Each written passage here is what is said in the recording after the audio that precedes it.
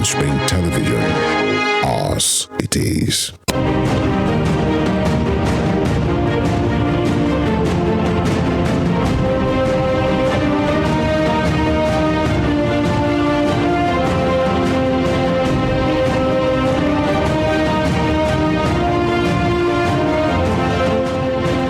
Here are the top stories of the news. President Muhammadu Buhari expresses satisfaction with the conduct of the 2023 general elections. President-elect Bola Tinubu salutes memory of late President Umaru Musa Yar'Adua on 13th anniversary. On the foreign scene, King Charles III crowned king. Good afternoon and welcome to Spring News at 12 on Western Spring Television. My name is Tunde Ido. President Muhammadu Buhari has described Nigeria's democracy as maturing, expressing satisfaction with the conduct of the 2023 general elections. The president stated this yesterday while addressing his colleagues at the Commonwealth Leaders Summit as part of the major events leading to the coronation of His Majesty King Charles III as King of the United Kingdom and leader of the Commonwealth. The president told the summit that the election saw a remarkable turnout of voters, and in spite of some pockets of violence, the people demonstrated that a government can be elected peacefully and fairly. President Buhari further noted that the election has left lessons to be learned to better subsequent polls. Meanwhile, the senator-elect of Ebonyi South Senatorial District, David Umahi, has dropped his Senate presidency bid. Mr. Umahi, who is the outgoing governor of Ebonyi State, however, endorsed the former Minister of Niger Delta Affairs and former governor of Akwa Ibom State, Godswill Akpabio. He disclosed this to journalists after meeting with Senator Akpabio yesterday. Mr. Umahi stated that he had met with the president-elect Bola Tinubu, who asked him not to contest the position in the Red Chamber. My brother came on consultation with me, but yesterday I saw the president-elect on his invitation, and he told me that he's already committed, and he said, please don't run. And I accepted, and I stepped down for my brother, Senator Akpabio. Okay, sir. Thank you, sir. I've seen that Senator Akpabio is not the consensus candidate or APC members of the Step down, sir. He's my consensus candidate. Yeah, okay. That's good. Now, good. Okay, beside you is one of the... Yeah, I also stepped down for him as the deputy Senate president. So I stepped down for two of them. In the meantime, the president-elect Asiwaju Bola Tinubu has paid tribute to late President Umaru Musa Yar'Adua in commemoration of his death 13 years ago. Describing the late president as a brother and friend, Tinubu said as he prepares to take over the reins of leadership of this country on May 29th, he was determined to follow the good example set by leaders like the former president. The president-elect made the glowing tribute yesterday in a statement released in Abuja by his media office. He said Nigerians remember the day as much as they remember the purposeful life lived by Musa Yar'Adua. Ahead of the swearing-in of the president-elect Bola Tinubu on May 29th, the State House management has begun renovating and refurbishing sections of the presidential villa in Abuja. It was guarded that yesterday the concrete perimeter fence encompassing the president's office, official residence, the council chambers, press gallery, as well as other administrative offices were overlaid with new white and green paint. Months earlier, the management had carried out a routine upgrade of card readers and installed barricades in areas which were once freeways. According to a senior State House official who spoke on condition of anonymity, the maintenance was part of the task carried out by the Presidential Transition Council. To some security matters, the Nigerian Navy has raised concerns over the proliferation of fake maritime security outfits using uniforms and a countryman's semblance on the Navy in the South-South. The Navy Director of Information, Commodore Adedotun Ayovon, in a statement in Abuja, described the outfits as fake and illegal. Mr. Ayovon said the imposters and self-acclaimed security outfit uses naval uniforms and accoutrements to deceive, harass, intimidate, and defraud unsuspecting members of the public. According to him, the activities of those imposters and miscreants are on the rise, notwithstanding the proscription order of the federal government's official gazettes. In Cross River, the state governor, Professor Ben Anyade, has imposed a 6 p.m. to 6 a.m. curfew in Oyonum and Ofatura communities in the Obuburak local government area of the state with immediate effect. This came amid tension and ongoing clashes between both communities. The special advisor to the governor on media and publicity, Christian Ita, in a statement yesterday, said the state government had directed security agencies to ensure the strict enforcement of the curfew. The governor decried the destruction of lives and property in the renewed clashes and vowed that the government will bring to book all those behind the clashes. Away from security, a retired Deputy Secretary General of the Nigerian Union of Teachers, Wale Oyebi, has called for the enforcement of renewable license for teachers in Nigeria as part of regulating the teaching profession. This follows claims by the Teachers Registration Council of Nigeria, TRCN, that 70% of private school teachers in the Southwest region are unqualified. Toby Sanusi has more on this. About 2.3 million teachers in Nigeria are captured in the database of Teachers Registration Council of Nigeria, TRCN. But out of these statistics, 70% of teachers in private schools in Osun, Oyo, Lagos, Ondo, Ogun, and Kwara states are not registered. The TRCN in its latest report described the teachers under this category as cheaters, adding that they are not qualified to be registered with the body.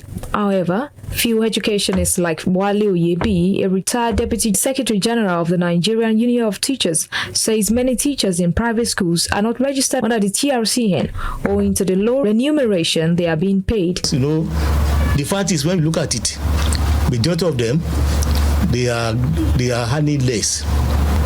Some of those proprietors, they don't pay much.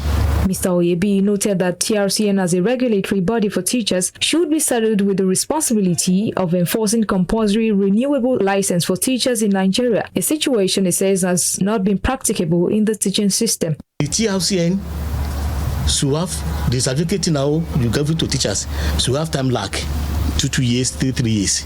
That's what 100% bodies are doing. After that, all teachers, once your professional license, once it lapses, you re-enroll again. However, many have decried the trajectory of secondary school certificate owners teaching in some private schools. But a school administrator in Osun State, Oyinkansola Omigbodo, while speaking on the criteria of employment in private schools, says applicants are placed on strict academic scrutiny in our school before being employed to teach, adding that priority is placed on applicants with BA, BEd, and BSc. For instance, first of all, I make sure that I don't even take so many NCE holders, and I made that decision because I found that the quality of NCE holders nowadays does not measure up. And so what I do is I employ teachers who are degree holders who have what we call a postgraduate diploma in education. And sometimes teachers that we employ do not have postgraduate diplomas. We encourage them to go back to do a part-time program, and many of them have since done that and have their TRCN registration as well. So what I do is to ensure that you're a graduate. That's the least benchmark. And then I also sometimes I do take HND holders, higher national diploma holders, but with the postgraduate diploma in education in view, I take those. Meanwhile, Thomas Akomolafe, who is a world chairman of the National Association of Proprietors of Private Schools, NAPS, in Osun State, countered TRCN statistics, claiming that 95% of teachers in the private schools in Osun State are qualified. He added that priority is given more to holders of National Certificate of Education, NCE. Presently in Osun State, which I belong to Osun, I have not seen something of that. But let me say 5%, but 95% in our various schools, they are qualified. 5% might not be qualified since we are individual differences, but 95% they are much qualified. According to the Nigerian Union of Teachers, the minimum teaching qualification in Nigeria is the National Certificate of Education. Toby Sanusi, Western Spring Television News. To legal matters, Abia State Government has sworn in Justice Lillian Abia as the state chief judge, despite the strike action backed on by judicial workers in the state. The event, which was held yesterday at the Banquet Hall of Government House, Umuahia, attracted judicial luminaries and traditional rulers, among several others.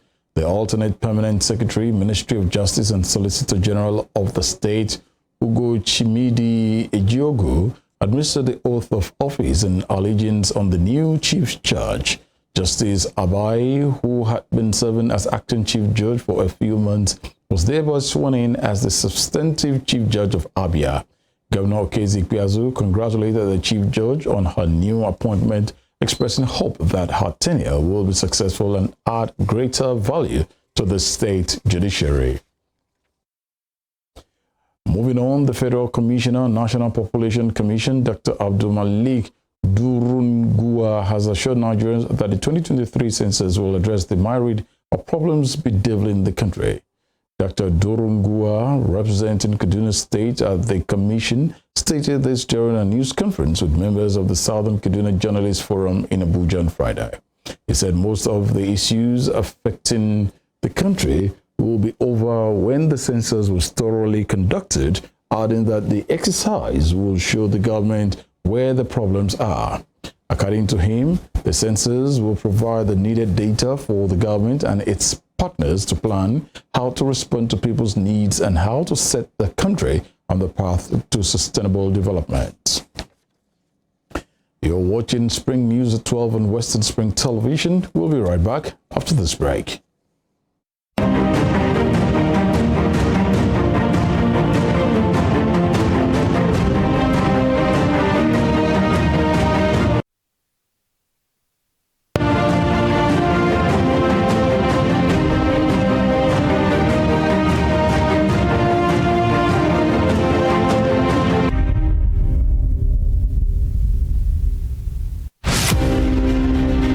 The British Empire was the largest and the most powerful in the world. At its zenith, the empire embraced a quarter of the earth's land surface and imposed her imperial majesty's rule on more than 458 million peoples across nations and continents. The empire took off with overseas possessions and trading posts established by England, spread over 3 million kilometers between 16th and early 18th century. Like previous empires, the British Empire began to crumble on its weight of overstretched territories and growing unrest in our various colonies. Today, the British Empire no longer exists. What is in place is the Commonwealth of Nations, a loose association of sovereign states which recognize the King of England as the titular head. Western Spring Television identifies the British Empire as a watershed empire in history.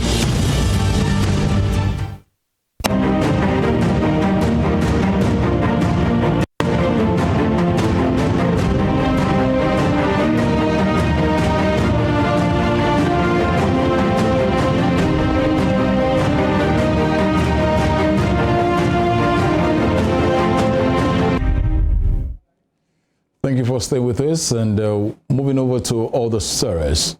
The second batch of about 130 persons evacuated from Sudan arrived in Nigeria yesterday afternoon.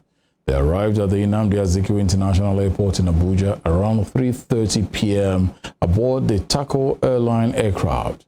They included 128 females and 2 males. Nigerians in Diaspora Commission (NIDCOM) had earlier revealed that the evacuees spent an estimated 7 hours 30 minutes to get home. Talking business, Lagos State Governor Babajide Sanwo-Olu has said the state is always open to partnership and therefore advised investors to take advantage of the market that Lagos represents. He said Lagos State is the best place to do business, noting that his administration, having attracted a lot of significant investment into the state, will continue to make Lagos attractive for investors. Governor Sanwo-Olu, represented by the Commissioner for Economic Planning and Budget, Sam Egbube, made this known during a courtesy visit by the African delegation from World Economic Forum at Alausa, Ikeja. The delegation was represented by the head of Regional Agenda Africa of WEF, Chido Munyate, and the community lead African Regional Agenda, Abia Ibrahim. In New Tata, Nigeria, Florida Governor Ron DeSantis has signed a bill into law that gives a new board the control. He controls the power to void development agreement its predecessor body signed with Disney. This is the latest episode in a feud between the conservative governor and the entertainment giant. Under the bill, which passed the Republican-controlled legislature largely along party lines, the Central Tourism Oversight District Board, whose members are appointed by DeSantis, can cancel any deals signed up to 3 months before the board's creation. DeSantis said at a news conference yesterday, the reason why the legislature had to act was basically born out of Disney's arrogance. Still in business, deposits at U.S. commercial banks fell towards the end of April to the lowest in nearly 2 years, data released on Friday by the Federal Reserve showed. While overall credit provided by banks moved up, led by a record level of outstanding loans and leases, deposits on a non-seasonally adjusted basis fell in the week ended April 26 to about $17.1 trillion, a drop of about $120 billion from the week earlier. This was the lowest level since June 2021, with deposits now having declined by more than $500 billion from the week before Silicon Valley Bank SVB collapsed in March.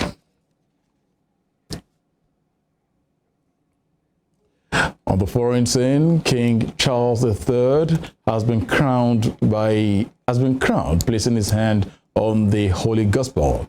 He pledged to perform and keep his promises, and also he took an oath stressing that he is a faithful Protestant. The Archbishop of Canterbury administered his coronation oath at the ceremony in Westminster Abbey. Meanwhile, Graham Smith, the leader of the anti-monarchist group Republic, was among the 6 people arrested ahead of the coronation ceremony.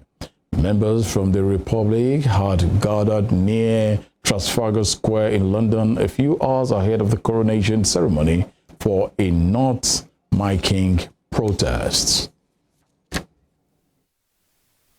I here present unto you King Charles, your undoubted king. Wherefore, all you who are come this day to do your homage and service, are you willing to do the same?